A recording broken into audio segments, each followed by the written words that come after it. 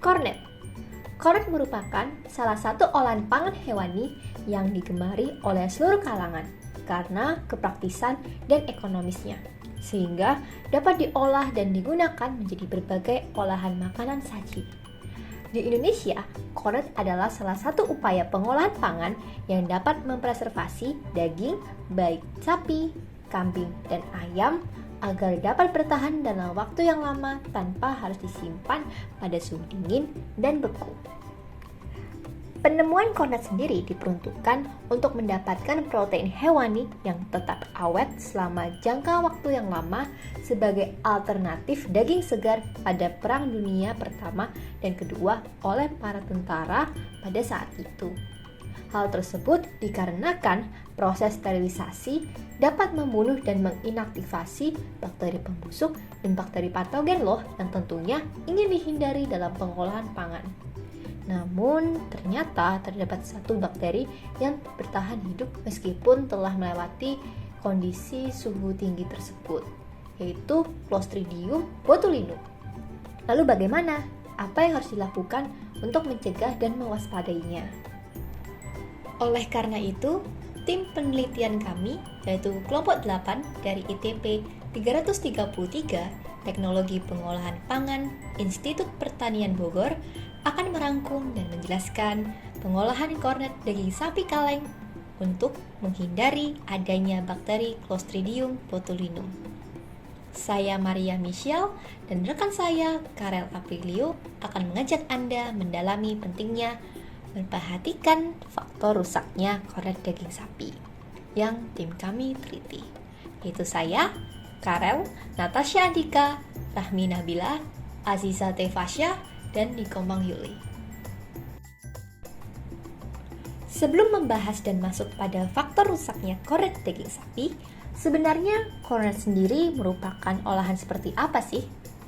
Kornet, menurut Cahyono et al. Pada tahun 2018, mengatakan bahwa kornet merupakan produk olahan daging sapi yang diolah dengan bumbu, garam dapur, alkali fosfat, bahan pengisi, air, lemak, dan gula yang dikemas dengan kemasan kaleng yang banyak ditemui di pasaran. Apakah kornet selalu identik dengan daging sapi? Penemuan dan pembuatannya sendiri pertama kali menamakan produk tersebut dengan nama cornet beef. Kata cornet berasal dari butir garam laut yang digunakan untuk mengawetkan daging, dan ukurannya sebesar biji jagung, yaitu corn kernel. Daging yang digunakan untuk pembuatan kornet biasanya memiliki serat memanjang seperti brisket sapi. Penggunaan daging sapi dikarenakan daging ini memiliki nutrisi terutama protein hewani yang diperlukan oleh para tentara di medan perang, yang tidak memungkinkan untuk mendapatkan dan memasak daging sapi segar pada saat itu. Kornet dapat awet selama berbulan-bulan karena sterilisasi pada suhu tinggi, yaitu 121 derajat Celcius selama 60 menit. Namun, mengapa Clostridium botulinum dapat bertahan hidup pada kondisi sedemikian rupa? Apakah tidak diperbolehkan sama sekali adanya bakteri pada kornet kalengan? Ya benar, tentu saja tidak boleh. Kenapa?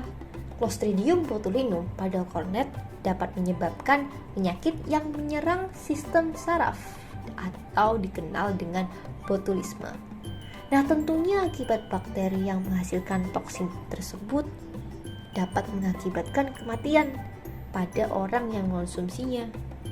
Penyakit ini seringkali timbul akibat masyarakat yang mengonsumsi produk pangan yang diawetkan dengan pengalengan secara tidak sempurna, sehingga secara tidak sengaja ikut mengonsumsi toksin dari Clostridium botulinum. Bagaimana bisa? Padahal tampaknya dari kemasan tidak ada cacat yang signifikan.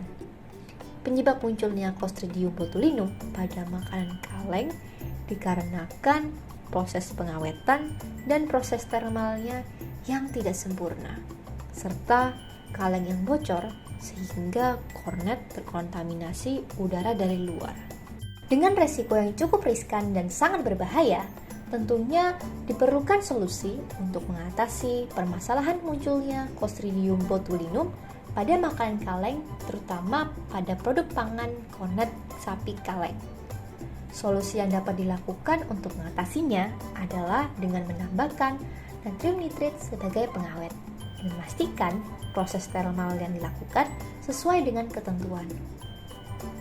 Natrium nitrit sendiri merupakan bahan tambahan pangan yang memiliki fungsi salah satunya untuk menghambat pertumbuhan bakteri pembusuk dan beracun serta memperlambat terjadinya ketengikan. Selain penambahan nitrit, proses termal yang dilakukan harus juga sesuai dengan ketentuan. Proses termal sendiri merupakan proses pengolahan produk pangan dengan menggunakan sistem panas yang bertujuan untuk memperpanjang keawetan produk pangan, salah satunya dengan membunuh mikroba pembusuk dan patogen. Nah, proses termal yang dilakukan atau diterapkan pada produksi kornet sapi kaleng ini adalah proses sterilisasi. Dan selanjutnya akan dijelaskan oleh teman saya, yaitu Karel Apelio. Pada pembuatan kornet, penggunaan natrium nitrit harus diperhatikan. Mengapa demikian? Natrium nitrit memiliki sifat karsinogen, sehingga dapat menyebabkan penyakit kanker apabila tidak digunakan sesuai anjuran BPOM RI, yakni di bawah 30 mg per kilogram dan asupan harian yang dapat diterima atau dikonsumsi tanpa menimbulkan efek merugikan terhadap kesehatan, yaitu 0-0,06 mg per kilogram berat badan. Nah, selanjutnya kita akan masuk ke proses sterilisasi. Jadi apa sih sebenarnya sterilisasi itu? Sterilisasi merupakan proses pemanasan menggunakan suhu di atas 100 derajat Celcius. Sterilisasi yang dapat dipilih yakni sterilisasi komersial. Sterilisasi komersial yang baik umumnya dilakukan pada suhu sekitar 121,1 derajat Celcius dengan menggunakan retort selama 15 menit. Tujuannya yakni membunuh spora bakteri patogen. Nah, berikutnya ada serba-serbi sterilisasi. Yang pertama, kenapa sih sterilisasi komersial lebih dipilih? Jadi, sterilisasi komersial lebih dipilih dibandingkan sterilisasi absolut dikarenakan untuk mencapai kondisi steril absolut lebih sulit dibandingkan steril komersial. Selanjutnya, bagaimana sterilisasi pada kornet dilakukan? Proses sterilisasi dilakukan setelah pengalengan kornet, di mana kornet dimasukkan terlebih dahulu ke dalam kaleng, kemudian ditutup secara hermetik atau kedap udara, dan kemudian kornet dalam kaleng diberikan panas atau yang lebih kita kenal disterilisasikan. Selanjutnya, proses pembuatan kornet. Proses pembuatan kornet daging sapi yang baik diawali dengan proses penggilingan dengan chopper pada suhu rendah. Suhu dipertahankan tetap di bawah 16 derajat Celcius selama penggilingan dengan menambahkan es batu atau air dingin. Hasil gilingan berupa daging cincang yang masih kasar. Daging kemudian dimasukkan ke dalam mixer untuk dicampur dengan bumbu, bahan lain, dan ditambahkan nitrit sehingga menjadi adonan yang homogen. Emulsi daging yang telah terbentuk selanjutnya diisikan ke dalam kaleng yang sebelumnya telah disterilkan dengan panas. Pengisian dilakukan dengan menyisakan sedikit ruang kosong di dalam kaleng atau disebut headspace. Kaleng yang telah diisi kemudian divakum. Setelah keluar dari exhauster box, kaleng dalam keadaan panas langsung ditutup, kemudian disterilisasi dan dimasak pada suhu 120 derajat Celcius dan tekanan 0,55 kg per cm.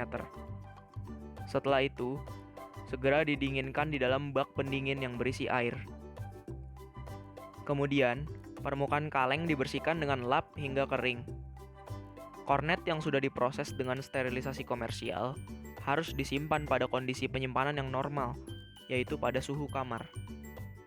Harus dihindari penyimpanan pada suhu yang lebih tinggi, sekitar 50 derajat Celcius, karena bukan tidak mungkin, jika ada bakteri yang sangat tahan panas masih terdapat di dalam kaleng, dapat tumbuh dan berkembang biak di dalamnya dan menyebabkan kebusukan. Berikut acuan pustaka yang kami gunakan untuk pembuatan video ini.